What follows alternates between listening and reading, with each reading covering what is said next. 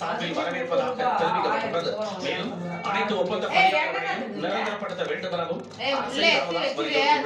இதனிடையே தமிழ்நாடு அரசு ஊழியர்களுக்கான உறுதியளிப்பு ஓய்வூதிய திட்டத்திற்கு காங்கிரஸ் மாநில தலைவர் செல்வ பெருந்தகை வரவேற்பு தெரிவித்துள்ளார். எக்ஸ் பக்கத்தில் பதிவிட்டுள்ள அவர் கூடுதல் நிதிச்சுமை ஏற்பட்டாலும் அரசு புதிய ஓய்வூதிய திட்டத்தை அறிவித்திருப்பதை பாராட்டுவதாகவும் குறிப்பிட்டுள்ளார்.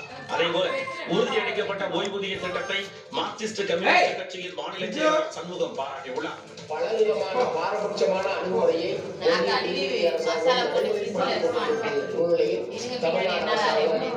அறிவிப்பை முற்றிலும் வரவேற்க வேண்டிய ஒரு விஷயம். மீதி கோரிக்கைகளையும் நிறைவேற்ற அரசு முன்வர வேண்டும் எனவும் சண்முகம் கேட்டுக்கொண்டார்.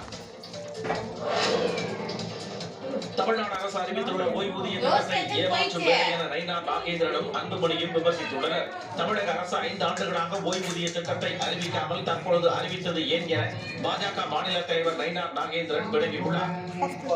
அனௌன்ஸ் பண்ணிருக்காங்க. இன்னும் 2 மாசம் தான் இருக்கு. ஜிஓ போட சொல்லிருக்காங்க.